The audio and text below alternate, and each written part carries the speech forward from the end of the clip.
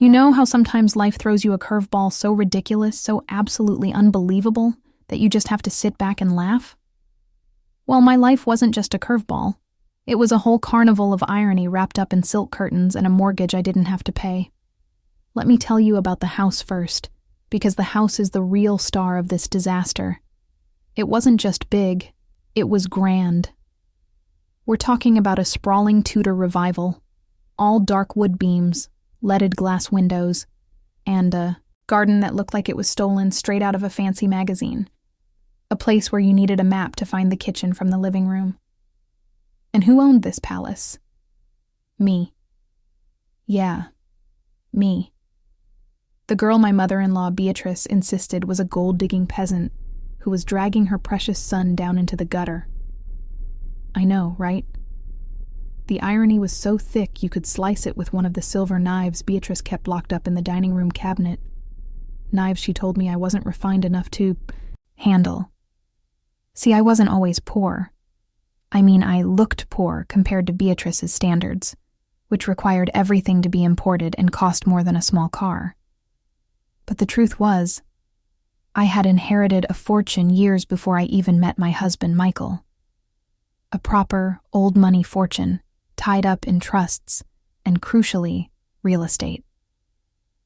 My family lawyers, bless their paranoid hearts, had set everything up under a dozen different LLCs and holding companies for privacy and tax reasons. The biggest asset in that portfolio? This house. The one Beatrice dominated like a self-appointed queen. When Michael and I decided to get married, I had a choice. Spill the beans, flash the cash, and risk attracting all the wrong kinds of attention, or keep my mouth shut and see if they loved me for me. I chose silence. I wanted real love, not love influenced by zero-interest loans and expensive vacations. Plus, frankly, the anonymity was intoxicating. I was the silent watcher. So, I moved in.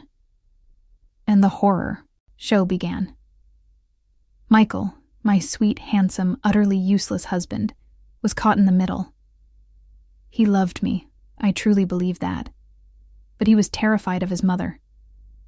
Beatrice was a force of nature, a hurricane in Chanel tweed. She had this way of looking at me, from my cheap shoes, which I bought specifically to maintain the facade, up to my messy bun that communicated utter contempt. "Darling," she'd purr, but the word sounded like a snake hiss. "Are you sure that dress is appropriate for dining room?" We were having Tuesday night spaghetti. I'd just smile and say, "It's clean, Beatrice." That drove her nuts. She wanted me to grovel, to apologize for existing, to acknowledge my supposed inferiority. The house was where the real torture took place. I owned every single antique tapestry, every squeaky floorboard, every overpriced fixture. I had signed the checks for the last 3 roof repairs and the complete overhaul of the pool filtration system. But in Beatrice's mind, I was just a squatter. "Clara," she'd bark from the top of the grand staircase, a staircase I had personally commissioned a famous artisan to restore. "Did you remember to wipe down the banister? I noticed a fingerprint. Michael can't afford to live in a pigsty just because his wife is domestically challenged." I would grit my teeth, pick up the rag, and polish the very wood I legally owned. It was a bizarre, daily theater of humiliation. My secret was managed by a very exclusive property firm, Sterling and Associates.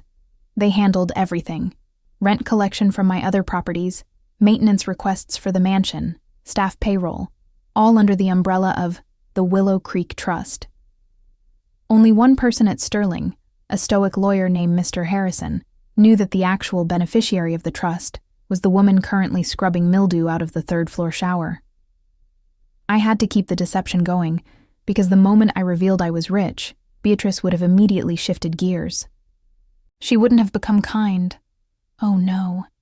She would have become manipulative, demanding access to the funds, demanding renovations that suited her taste, and claiming I owed her for raising her poor, struggling son. I needed definitive proof of her character, and I was getting it, one toxic comment at a time. The biggest problem was the staff. We had a gardener, Mrs. Rodriguez, who came twice a week, and a cleaning crew that did the heavy lifting once a month. Beatrice paid them, or rather, she pretended to pay them. One morning, the cleaning crew didn't show up. I found Beatrice in the kitchen, sipping her expensive tea, the one I had bought, but she thought Michael had splurged on. "Where are Maria and the others?" I asked, looking at the dust bunnies starting their migration across the marble floor. Beatrice sighed, a sound of heavy martyrdom. "Oh, they were just too expensive, dear. Michael is tightening the belt. We simply cannot afford such luxuries now that he has responsibilities." She looked pointedly at me. "You'll need to handle the floors this week, Clara. Think of it as character building." I knew for a fact that the cleaning crew was paid through Sterling and Associates, and the funds had been released promptly. Beatrice was intercepting the payments, or worse, telling them to stay home just so she could force me to do the heavy labor. I called Mr. Harrison secretly that afternoon, using a burner phone I kept hidden in an old sewing basket. "Mr. Harrison," I whispered into the phone, standing in the pantry. "Did the payment for the cleaning crew, Maria and her team, go through for Willow Creek?" "Ms. Davies," he replied, his voice always crisp and professional. "The payment cleared the account 3 days ago. As per your instructions, the payment is made to the vendor, and they deal with your mother-in-law as the on-site contact for scheduling." "Right. Well, they haven't shown up. I suspect Beatrice is playing games." Mr. Harrison paused. "Shall I intervene? We can issue a formal notice that non-essential staff must be retained, per the trust agreement." "No intervention," I sighed. "Not yet. I need to see how far she's willing to push this. Just keep the payments flowing. If Maria calls, assure her she's paid, and apologize for the scheduling confusion." So, I scrubbed the floors. I cleaned the 16 bathrooms. I polished the silverware. Every single movement was a quiet act of rebellion. I was the servant queen, polishing my own crown jewel.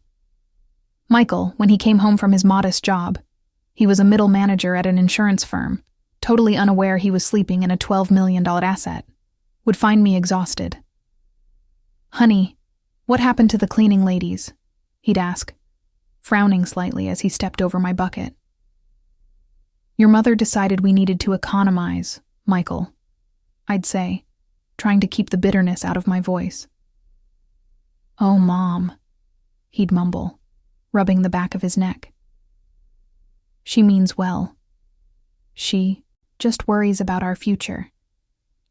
You know how tight things are." And that was Michael's standard response. "She means well." He lived in a blissful, willful ignorance, convinced that his mother's cruelty was just tough love, necessitated by their supposed financial struggles. The situation came to a real head about 6 months into this arrangement. It was the height of summer, and the air conditioning unit in the West Wing, Beatrice's wing, started to wheeze and fail. Beatrice was furious. She stomped down to the kitchen, where I was trying to cook a budget-friendly casserole, and threw open the door with such force that the spice rack rattled. "Clara, this house is falling apart," she shrieked, fanning herself dramatically with a receipt from a boutique I knew she couldn't afford. "It is sweltering up there. This infernal heat is going to ruin my complexion." "I'm sorry, Beatrice. I'll call a repairman," I said calmly. I had already put in an urgent request through Sterling an hour ago, but I couldn't tell her that. "A repairman. Michael has no money for a major repair. That unit is ancient. Why didn't you insist on buying a newer house, Clara? A woman is supposed to have foresight. All you bring is trouble and debt." "We bought this house because Michael loves it, Beatrice," I countered, though technically, I had bought it before I knew Michael, specifically because it was a solid investment property. "Nonsense. Michael settled for this drafty old pile because he thought he was getting a simple, thrifty wife. Instead, he got you, and now the house is deteriorating around us. She slammed the receipt down on the counter. You know, Michael and I have been discussing finances, and honestly, Clara, your contribution is negligible. You work those little odd jobs, but it barely covers your own expensive habits. My expensive habits included buying the generic brand of dish soap. My little odd jobs were actually managing my vast portfolio of properties, which generated enough income to buy and sell this entire mansion 10 times over. I contribute what I can, Beatrice, I replied, my voice dangerously low. She leaned in, her eyes sharp and cold. What you can is not enough. This house needs serious capital investment, Clara. Capital Michael does not have because he is supporting you. This was the moment I almost cracked. I wanted to pull out the deed, slap it on the counter, and scream, I am the capital investment. But I held back. Not yet. I needed the final, undeniable proof of her malice. The AC repairman, paid by Sterling and Associates, of course, arrived the next day. He was a professional, quick, and he fixed the unit by lunchtime. I saw him talking to Beatrice on the porch before he left. Later that evening, Michael came home looking stressed. What did the repair cost? Beatrice demanded immediately, not even letting Michael take off his tie. Michael sighed. Mom, they billed the house account. It was substantial. Substantial? How substantial, Michael? Did you tell them we are on a budget? I tried, Mom, but they said they deal with the property management firm directly. They wouldn't even give me a paper bill. They said it goes straight to Willow Creek Trust, which manages the property. Beatrice's face tightened. This was the first time she'd been thwarted by the anonymous structure. She hated that she couldn't control the maintenance budget. Willow Creek Trust. She spat out the name like a bad oyster. Who are these people? They are bleeding us dry. Michael, you need to find out who the actual owner is and demand they sell this monstrosity before it bankrupts you. Michael looked uncomfortable. Mom, I don't know who the owner is. It's some big corporate entity. We just rent through them. It's a standard lease agreement. A standard lease agreement that allows them to charge exorbitant fees for maintenance. Beatrice looked at me, her eyes narrowing again. I bet she knows something about this trust. Maybe one of her wealthy, low-class relatives is involved. I just shrugged, stirring the pot. I wouldn't know, Beatrice. I'm just the poor girl you let live here.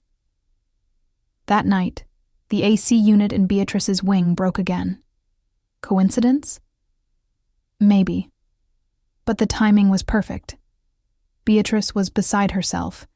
She claimed the heat gave her migraines and swore she was being targeted.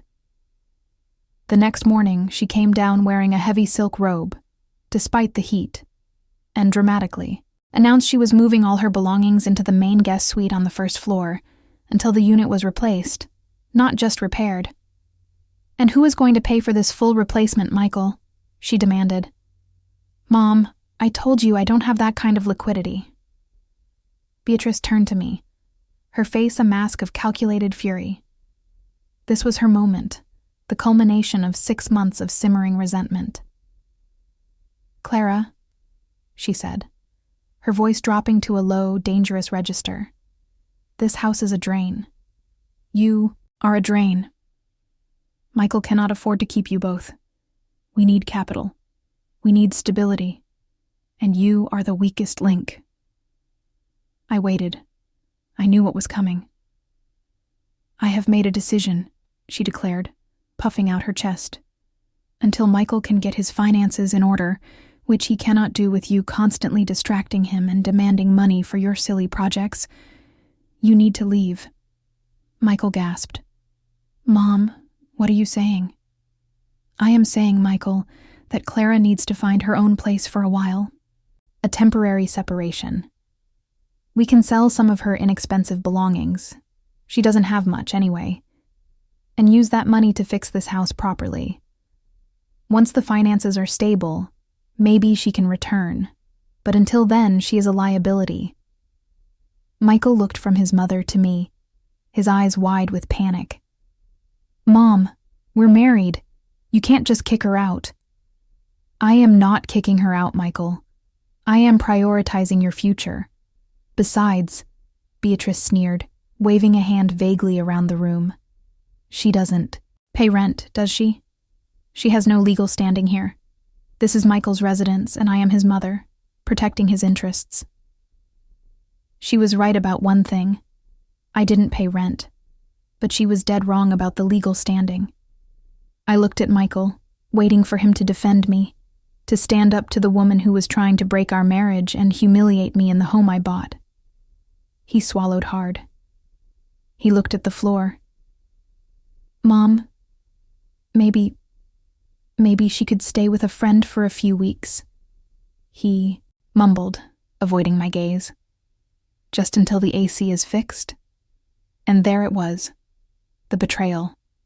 The confirmation I didn't want, but deeply needed. He chose comfort and peace over me. He chose his mother's approval over his wife's dignity. I felt a cold, hard knot form in my stomach. The game was over. I had all the evidence I needed. I walked over to the closet, pulled out a small, inexpensive duffel bag I used for weekend trips, and started packing the few clothes I had brought with me. Beatrice Amesome watched, a triumphant smirk playing on her lips. Good girl, Clara. See?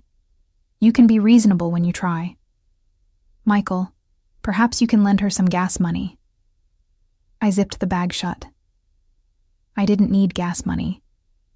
I had 3 private jets ready to go at a moment's notice, but I wasn't going to tell them that. I walked straight past Michael, who was still muttering apologies. I paused only when I reached the front door, the magnificent, hand-carved mahogany door that I had paid 5 figures to restore. I turned back to face Beatrice, who was already marching toward the liquor cabinet to celebrate her victory. Beatrice, I said, my voice quiet, but carrying through the vast foyer. She turned, annoyed. Yes. Don't linger, dear. The dust is already settling on your side of the room. I just want you to know something, I continued, holding her gaze. You think you're sending me away because I'm poor and useless. You think this house is yours, or Michael's, and you have the right to dictate who stays and who goes. She laughed, a sharp, unpleasant sound. I don't think it, Clara. I know it. Now good riddance. I took a deep breath, savoring the moment. I knew the next few weeks would be the hardest of her life and the sweetest of mine. But I had to play this carefully. I couldn't reveal the whole truth yet. I needed to set the stage for the final, catastrophic reveal. All right, Beatrice, I'm leaving.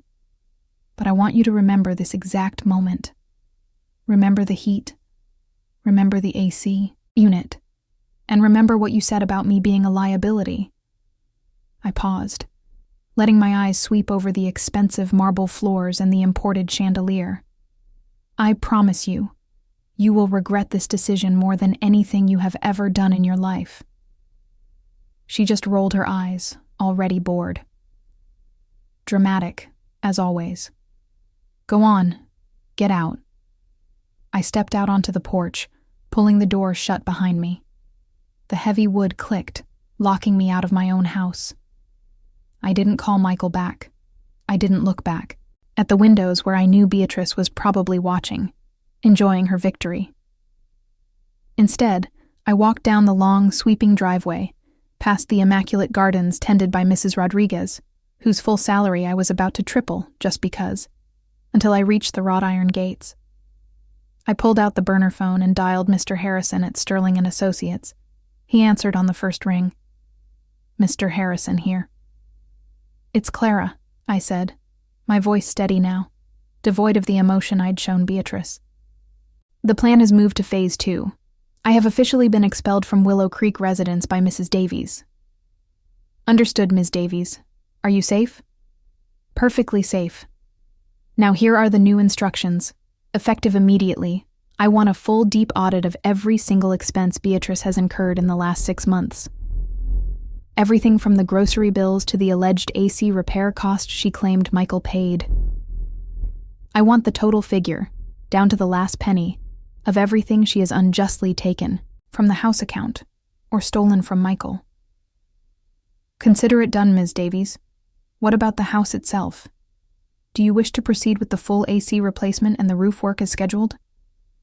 Absolutely, I confirmed. But I want the work to be disruptive. Incredibly disruptive. I want scaffolding up. I want noise. I want trucks blocking the driveway. I want the house to feel completely unlivable. And when Beatrice complains, I want the management company, the anonymous cold-hearted Willow Creek Trust, to inform her that these repairs are mandatory for the structural integrity of the asset, and she must cooperate or face immediate eviction. I smiled, a slow, cold smile that felt good after months of forced pleasantness. And Mr. Harrison, here is the most important part. I need you to prepare the final legal documentation, the transfer of the deed. I want the full ownership of the Willow Creek Mansion legally transferred out of the trust and into my personal name, Clara Davies, effective 3 weeks from today. I want the announcement to be made public, with full press release options, on that day. 3 weeks. 3 weeks of misery for Beatrice, thinking she was finally rid of me and inheriting her son's supposed wealth. 3 weeks of her living in a construction zone, dealing with the consequences of her cruelty, before the ultimate bomb dropped. Understood, Ms. Davies. 3 weeks until the unveiling. What shall I inform the cleaning crew and the gardener? Tell Maria and Mrs. Rodriguez that the new owner is taking over, and their salaries are doubling immediately. Tell them they are valued. And tell them to make sure that Beatrice's temporary suite is the first place to get hit by the construction noise. I want her to suffer, Harrison. I want her to really, truly suffer. It will be a pleasure, Ms. Davies, he replied.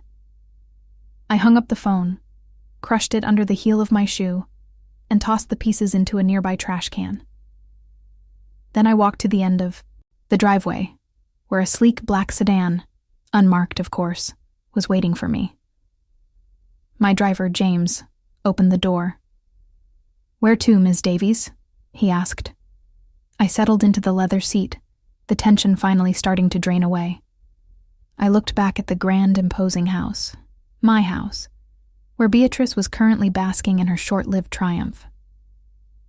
"James," I said, a genuine laugh finally bubbling out of me. "Take me to the hotel, the most luxurious suite in the city. I need a shower, a glass of champagne, and a very large map. We have a war to plan." The first battle was over. Beatrice had won the skirmish of the front door, but she had no idea she had just locked the anonymous landlord out, and that landlord was about to unleash a storm of bureaucracy, construction chaos, and financial ruin right onto her perfectly coiffed head. The countdown had begun.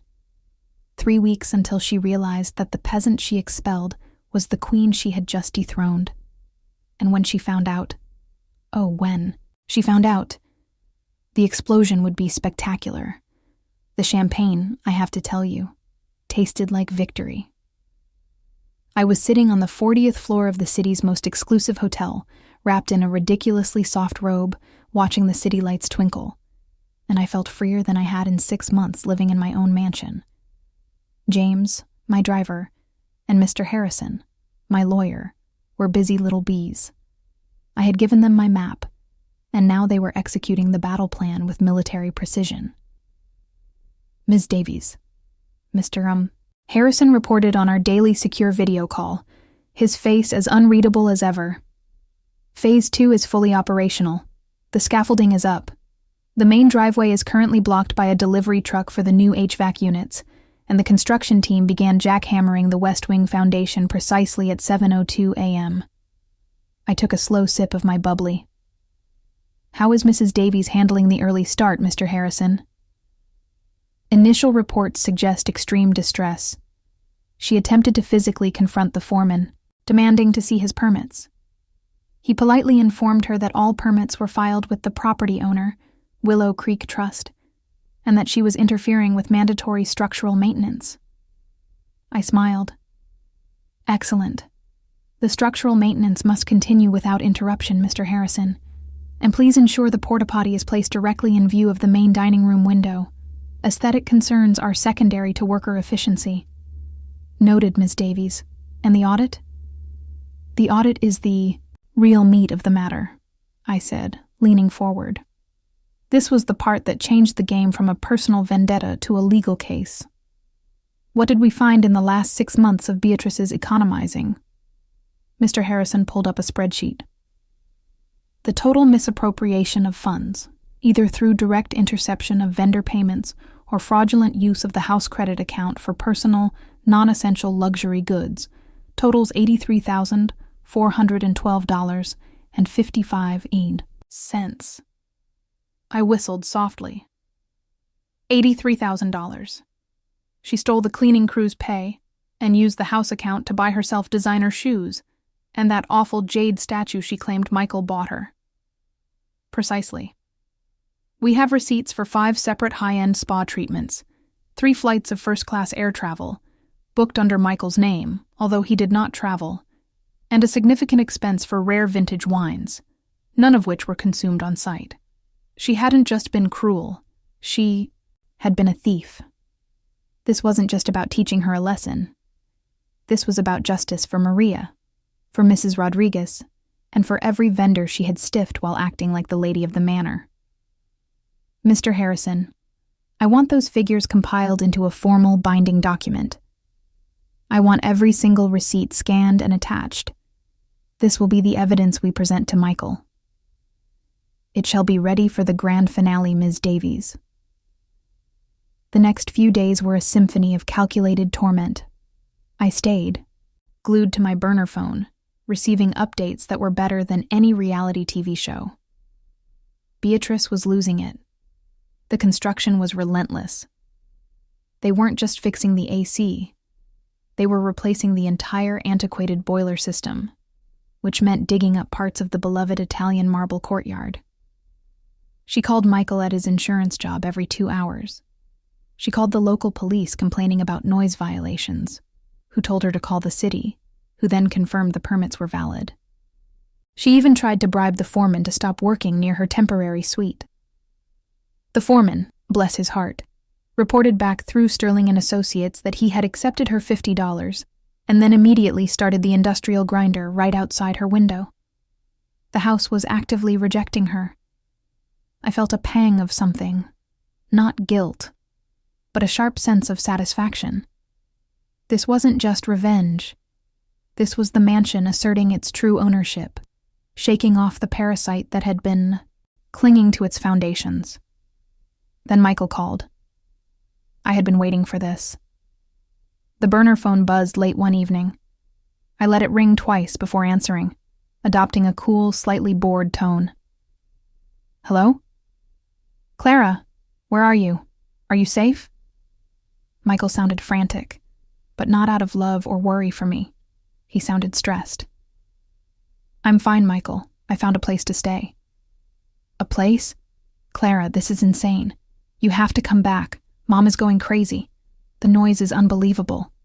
They started sandblasting the facade today. Dust is everywhere. I can't sleep. Notice what he didn't say? He didn't say, I miss you. He didn't say, I'm sorry I let my mother kick you out. He said, I can't sleep. Oh, I'm sorry to hear that, Michael. It sounds very disruptive. Disruptive? It's a war zone. Mom is threatening to sue this Willow Creek Trust. She says they're intentionally trying to force us out so they can flip the house. I chuckled softly. Well, that sounds like Beatrice. Always, jumping to conclusions. Clara, please, you know people. Can't you call someone? Can't you talk to this management company? Tell them we are trying to live here. I feigned ignorance. I'm just the poor, useless wife you kicked out, Michael. Why would they listen to me? I barely cover my own expensive habits, remember? He groaned. Don't bring Mom into this. Look, I need you to come back. If you're here, maybe Mom will calm down. She's making me crazy. So, you want me back because I'm a good emotional buffer between you and your mother? Not because you value me as your wife? I asked, my voice flat. He didn't answer directly. He never did. Look, I made a mistake, okay? But Mom was really stressed about the AC. Just come back, honey. We can figure this out. Michael, I'll be back, I promised him. But not to calm down your mother. I'll be back when the time is right. I hung up before he could argue further. The conversation confirmed everything. He hadn't changed. He prioritized his comfort and his relationship with his mother over my dignity and our marriage. The marriage was over, but the final paperwork, the legal and financial reckoning, was still pending. As the second week dragged on, Beatrice's misery reached operatic levels.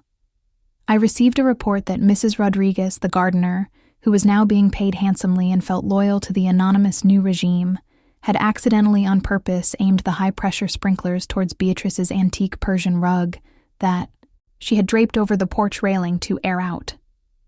And Maria, the cleaning crew supervisor, was back, working full-time now.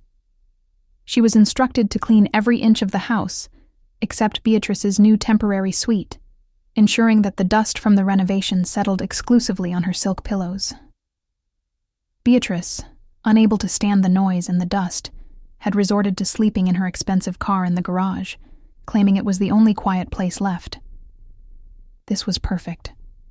She was isolated, exhausted, and desperate. I knew the moment was ripe for the next move. I called Mr. Harrison. It's time to introduce the financial pressure, Harrison. I want a formal, legally binding letter sent to the residents today, addressed to Michael and Beatrice Davies. Regarding the lease termination, Ms. Davies. No. Regarding the fees.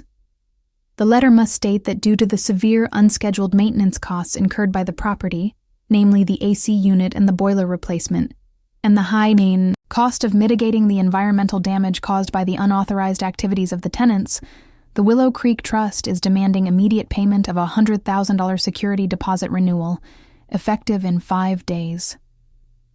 I could almost hear Harrison smiling. $100,000. That should certainly get their attention. It must be delivered by a process server, Harrison. I want them to know this is serious, corporate action.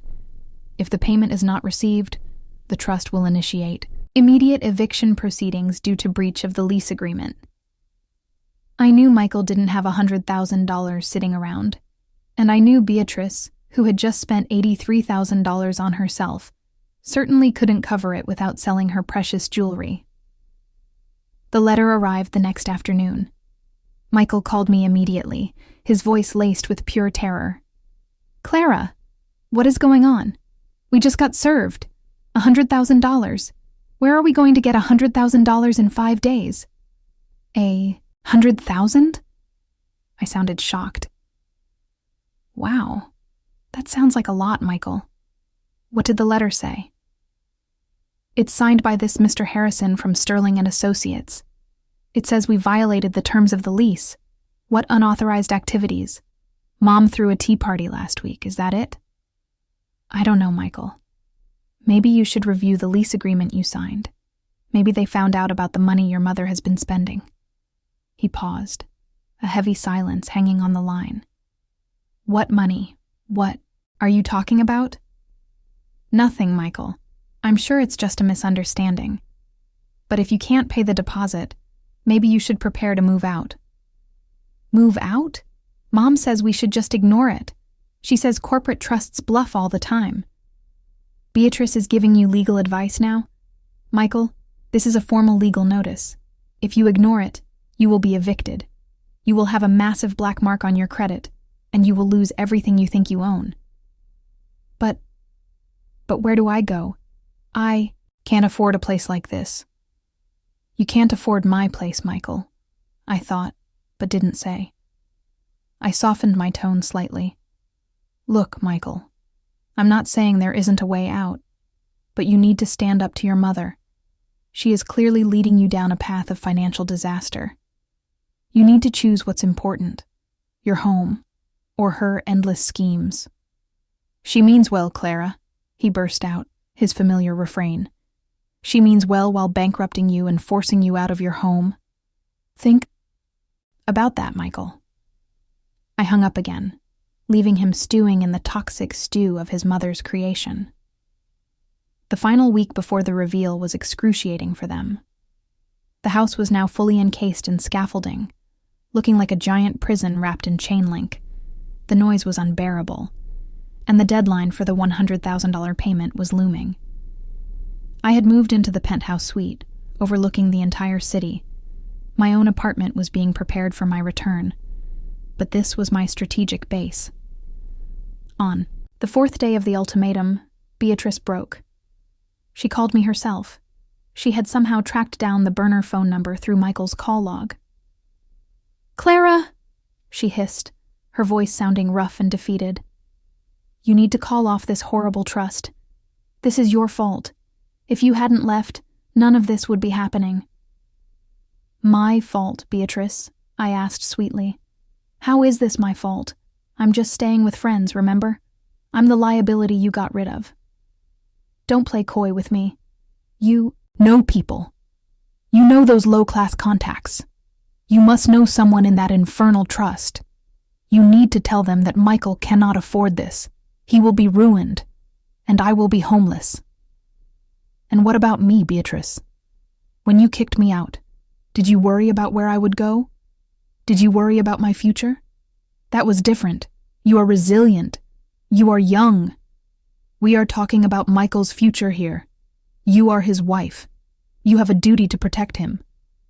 My duty, Beatrice, ended the moment Michael stood there and let you throw me out of the house. Now, I have duties only to myself. I heard her gasp, followed by a sound that might have been a sob, or maybe just a cough from all the construction dust. "Clara, please, if you help us, I promise I will be kinder to you when you return. I will treat you with respect." "Too late, Beatrice," I said, my voice hardening. "You had 6 months to treat me with respect in my own house. You chose cruelty and contempt." "Your own house," she scoffed, momentarily forgetting her desperation. "Don't be ridiculous. Michael rents this house and you have no claim on it whatsoever." "We'll see about that, Beatrice. The deadline is tomorrow. If you don't pay the $100,000, you will be evicted. I suggest you start packing." I hung up. That was the last conversation I needed. I had my confession of guilt and my confirmation of her continued arrogance. The final day arrived, the day of the deadline. Mr. Harrison and I had coordinated the logistics perfectly. The deed transfer was complete. The documentation was sealed and ready. The press release was drafted, titled simply, "Willow Creek Trust Dissolved. Local woman takes ownership." I dressed meticulously, not in the cheap clothes I wore to maintain my facade, but in a custom-tailored suit that cost more than Michael's annual salary. I looked like money because I was money. "James, take me home," I instructed my driver. We arrived at Willow Creek Mansion, precisely at 3 p.m. The scene was glorious chaos. The scaffolding was everywhere, the lawn was churned up by equipment, and the massive temporary air conditioning units were humming loudly. I walked past the construction crew, who all nodded respectfully. They knew who was signing their checks now. I opened the magnificent front door with the key I still possessed. The foyer was dusty, hot, and smelled faintly of paint thinner. Michael and Beatrice were sitting on 2 small, dust-covered chairs that had been pulled away from the walls. They looked haggard. Beatrice's hair was a mess, and Michael looked like he hadn't shaved in days. They were defeated. They looked up when they heard the door close. Michael's eyes widened first. "Clara, what are you doing here? Did you bring the money?" Beatrice jumped up, relief warring with suspicion. "You found a solution, didn't you? You called off your friends." Oh, thank heavens. You see, Michael, she wasn't completely useless after all. Walked slowly into the center of the foyer, dropping my designer handbag onto a nearby antique table. A table I had inherited from my great-grandmother. I didn't bring the money, Michael, I said calmly. The deadline has passed. The $100,000 security deposit was due at noon today. Michael paled. Then why are you here? Are you here to watch us pack? In a way, yes, I confirmed. I'm here to finalize the eviction procedure. Beatrice scoffed, trying to regain her composure. Don't be ridiculous, Clara. You have no authority here. Michael, call this ridiculous Mr. Harrison and tell him we will sue him for harassment. Just then, the front door opened again. It was Mr. Harrison, impeccably dressed, carrying a heavy leather briefcase. He wasn't alone. Behind him were two imposing security guards and a representative from the local sheriff's department. Beatrice gasped. What is the meaning of this intrusion? Michael, call the police. I am the police, ma'am, the sheriff's representative stated flatly. Mr. Harrison stepped forward, addressing Michael and Beatrice with his usual dry formality.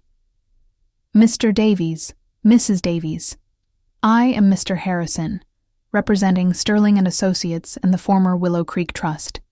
As the $100,000 security deposit was not received by the deadline, I am here to serve you with a formal, immediate notice of eviction due to material breach of contract.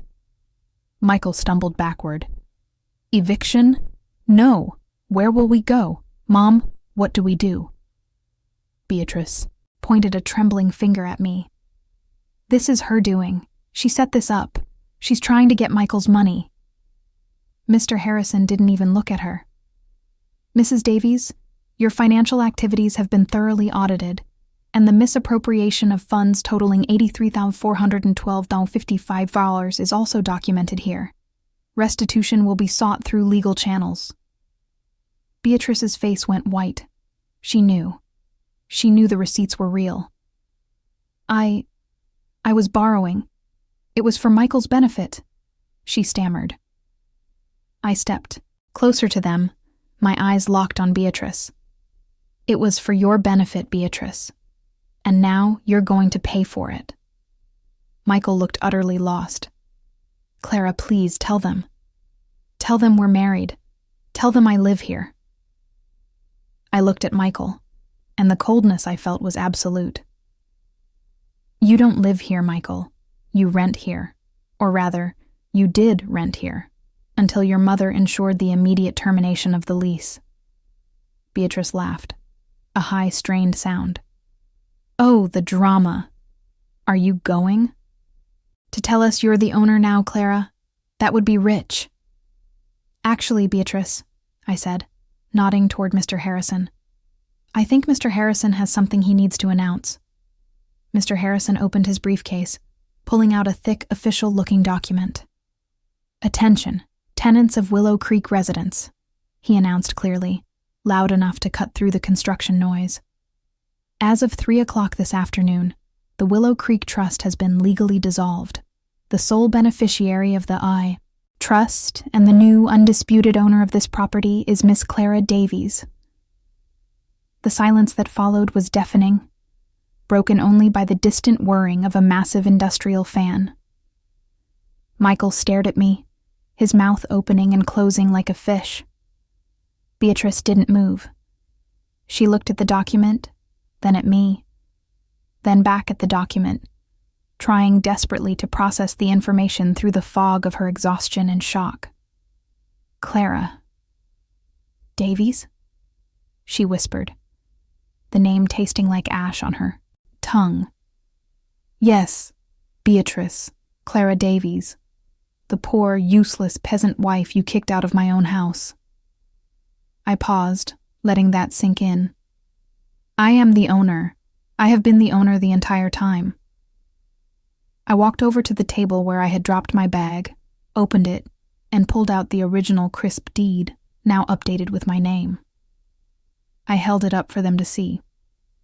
Every single curtain you sneered at, every antique you claimed to own, Every floorboard you forced me to scrub, it belongs to me. You were living.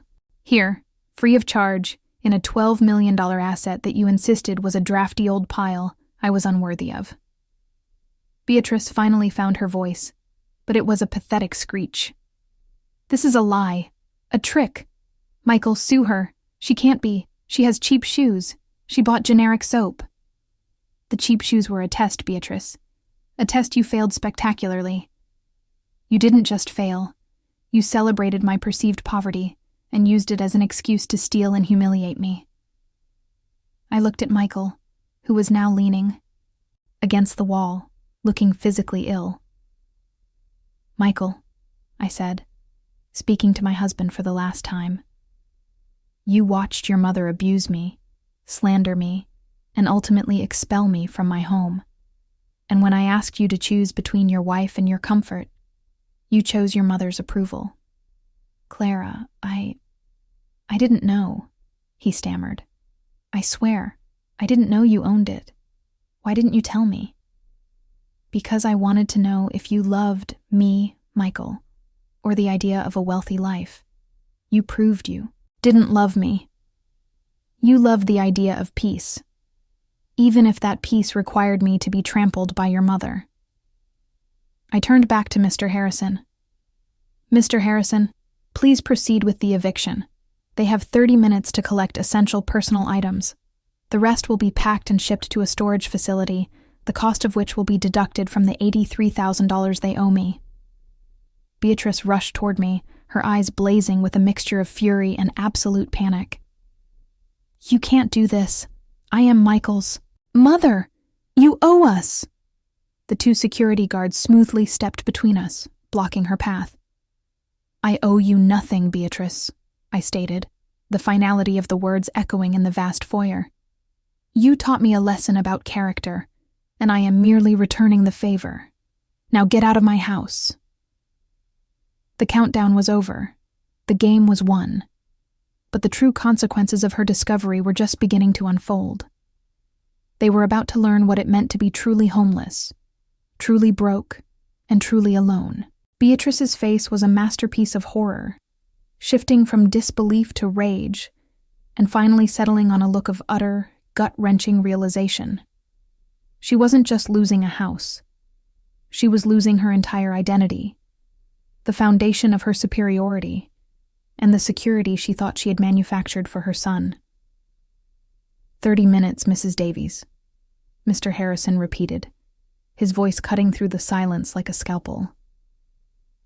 If you refuse to cooperate, the sheriff's department will escort you off the premises, and your belongings will be packed at your expense.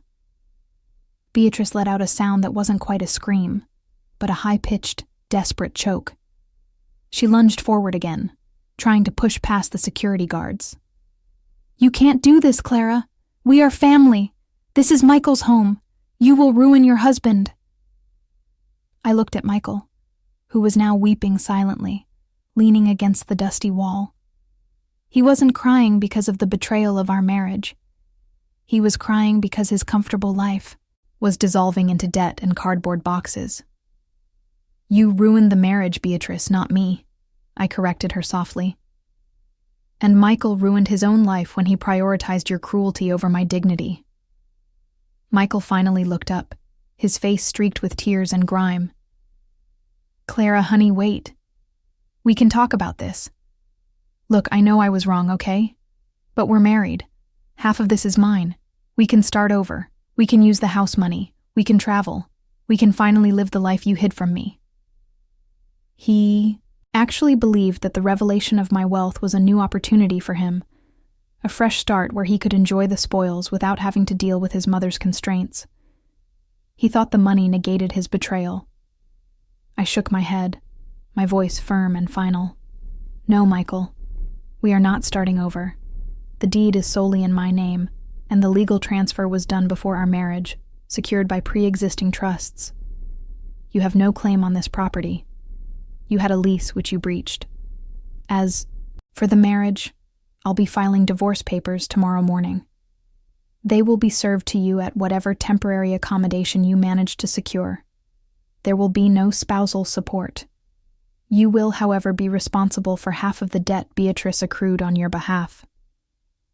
That hit him harder than the eviction notice.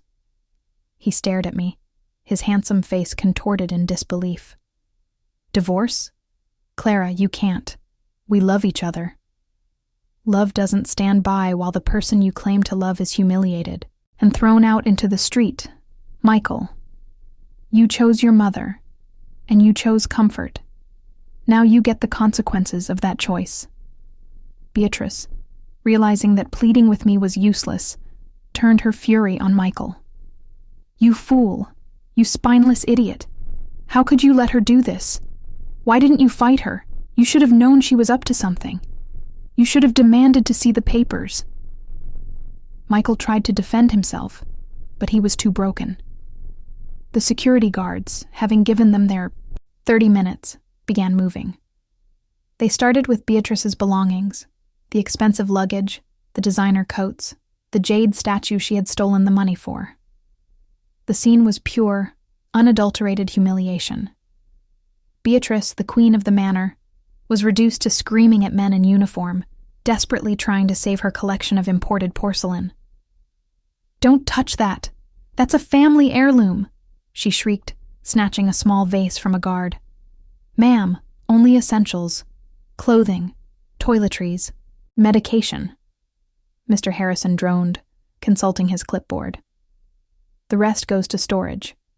If you wish to retrieve it, you must settle the outstanding debt." I stood there, watching the entire spectacle unfold. I wasn't smug. I was just profoundly relieved. The weight of the deception, the daily strain of enduring her toxicity, was finally gone. This was necessary surgery. Beatrice ended up stuffing her purse with her most valuable jewelry, her face red and wet with frustrated tears. Michael, meanwhile, simply picked up his briefcase, the one he carried to his modest insurance job, and a single jacket. He looked utterly defeated, a man who had suddenly realized he was a passenger in a life he thought he was driving. As they were escorted toward the construction-blocked driveway, Beatrice stopped at the threshold, turning back one last time. Her eyes, usually so sharp and contemptuous, were now dull with hatred and defeat. "You may own this house, Clara, but you will never be happy. Here," she spat, her voice raspy. "You are a manipulative viper. You hid your life from your husband. You deserve to be alone." I met her gaze, a small, genuine smile touching my lips. "I hid my money, Beatrice, to find out who loved me. You hid your malice, and I found out who you were. I am not alone. I have my integrity, and I have this house. You, however, are now alone, broke, and indebted to the peasant you despised. Enjoy your storage unit, Beatrice." The sheriff's representative gently guided her out the door.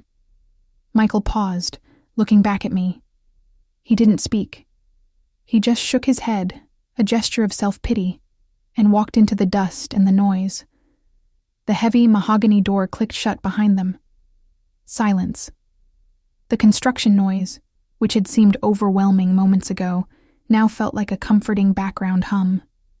It was the sound of necessary repair, of restoration. I took a deep breath of the dusty air.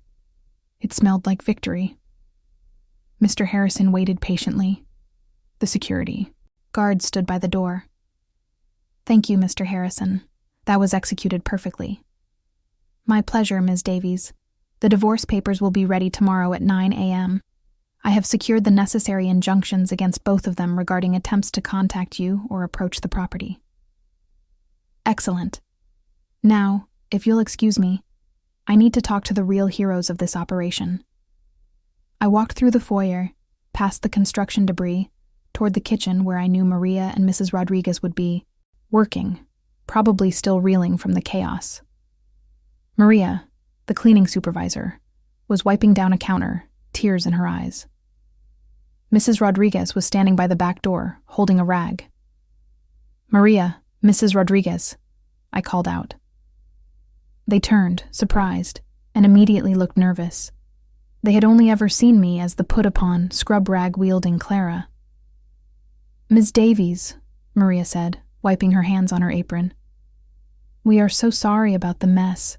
The noise is terrible. I held up a hand. The noise is the sound of progress. And please call me Clara. I walked up to Maria and took her hand. I know Beatrice stopped paying you, Maria. She told you she was economizing. She stole your wages. I want you to know that all your back pay, plus a 200% bonus for the stress she caused you, has been deposited into your account, and your new doubled salary starts today. Maria gasped, covering her mouth with her free hand. Clara, Ms. Davies, I don't understand. I am the owner, Maria. I explained simply. The woman who demanded you scrub the floors was doing it in my house, while simultaneously stealing from you. That ends today. You are valued here, both of you. And Mrs. Rodriguez, your garden is magnificent. I want you to have a full budget for whatever you need, and your salary is also doubled. Mrs. Rodriguez, a woman of few words, just nodded, her eyes shining. Thank you, Clara. We knew that woman was trouble.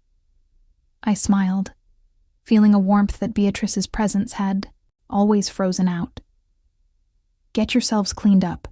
We're ordering in the best takeout the city has to offer. Tonight, we celebrate the restoration of Willow Creek. The next few months were a whirlwind of change, restoration, and peace. I moved back into the mansion, but not into the small, dusty room I had occupied with Michael. I took the Grand Master Suite, the one Beatrice had always claimed was too extravagant for me, and redesigned it completely. I got rid of the heavy, dark furniture that Beatrice loved and filled the house with light, modern pieces that reflected my own taste. The construction finished ahead of schedule, thanks to the massive budget I approved. The house was magnificent, truly grand, but now it felt like a home, not a museum governed by a tyrant. The divorce from Michael was swift and clean. He tried to contest it, claiming emotional distress and demanding a settlement, but Mr. Harrison was a shark. He presented the evidence of Beatrice's theft, Michael's willful ignorance, and his explicit failure to defend his wife during the eviction attempt.